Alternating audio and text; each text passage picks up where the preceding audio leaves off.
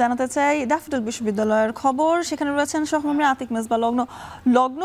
বিশ্বকাপের প্রতিটি ম্যাচে, বিশেষ করে আর্জেন্টিনার প্রতিটি ম্যাচে আমরা দেখেছি জনসমুদ্রের রূপ নিয়েছিল ড্যাফোডিল বিশ্ববিদ্যালয়।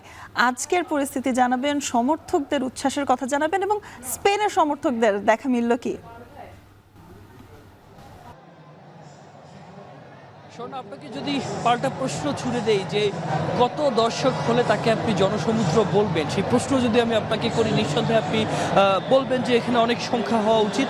আমরা দেখেছি যে এই বিশ্ববিদ্যালয়টি সংরক্ষিত, সহকর্মী মাহফুজ যেমনটি বলছিলেন যে টিএসসিতে বহিরাগত প্রবেশ করেছে, এখানে বহিরাগত প্রবেশ করতে পারেনি। একান্তই যারা বিশ্ববিদ্যালয়ের শিক্ষার্থী রয়েছেন তারা প্রবেশ করছেন।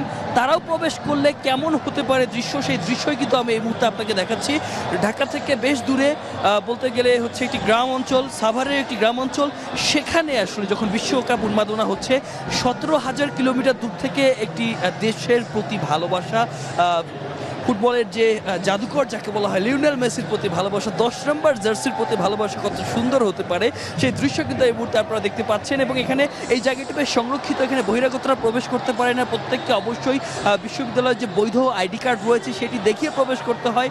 আমরা যখন এসেছি এখানে প্রায় ঘন্টাখানিক আগে আমরা এখানে এসেছি, তখন থেকে দেখছিলাম বাইরে যে মূল ফটক রয়েছে, মূল ফটকের বাইরে লম্বা একটা ভিড়, লম্বা একটা সারি।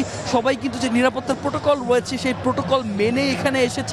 তাদের কথা, প্রিয় দল আর্জেন্টিনা দ্বিতীয়বারের মতো টানা বিশ্বকাপের ফাইনালে এসেছে, সেই জয়কে উপভোগ করবার জন্য আসলে তারা তাদের যে পাঠ্যক্রম রয়েছে সেই পাঠ্যক্রমের আনন্দের বাইরে নতুন করে নতুন এক উৎসবের আমেজে মেতে উঠেছে।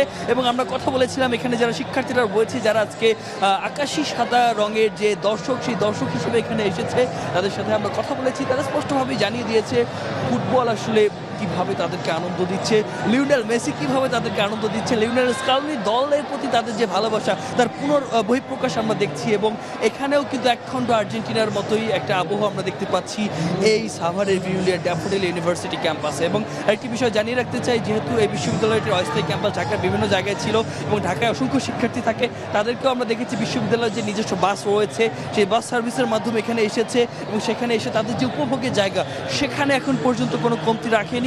অর্থাৎ একটা গ্যালারিতে যেমনটি দেখা যায় একটু স্বাভাবিকভাবে তাদের যে উন্মাদনা, সেই উচ্ছ্বাস, সেই আগ্রহ, সেই উৎকণ্ঠা, সেই তাদের যে উন্মাদনা, সেই উন্মাদনা কিন্তু কোনো দস্তুর আপনারা এই মুহূর্তে দেখতে পাচ্ছেন। এই ড্যাফোডিল বিশ্ববিদ্যালয়ের যে ক্যাম্পাস রয়েছে, এই ক্যাম্পাসের যে ইনডোর যে অডিটোরিয়ামের যে জায়গাটি রয়েছে সেখানে এখানে জায়ান্ট স্ক্রিন করা হয়েছে। একই সাথে বাইরে যে মাঠ রয়েছে সেখানেও কিন্তু জায়ান্ট স্ক্রিন করা হয়েছে এবং সেই জায়ান্ট স্ক্রিনের মাধ্যমে অসংখ্য শিক্ষার্থী সেখানে যাচ্ছেন, অসংখ্য শিক্ষার্থীরা উপভোগ করছেন। এবং এই উপভোগ কোনো অংশে জনসমুদ্রের থেকে কম নয়। আপনি যেমনটি বলছিলেন গেল দিনগুলোতে যেমনটি দেখা গেছে, সেই উৎসবের উপর আজকে কিন্তু নতুন উন্মাদনা দেখা যাচ্ছে।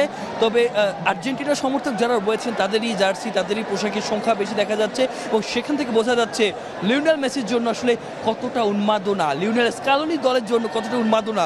তবে 16 কলা পূর্ণ হবে যখন আর্জেন্টিনা সেই বিশ্বকাপ দ্বিতীয়বারের মতো টানা পাবে এবং সেই অপেক্ষার কথাই বলছিলেন এবং আমরা সেই উন্মাদনাই দেখছিলাম। স্বর্ণা।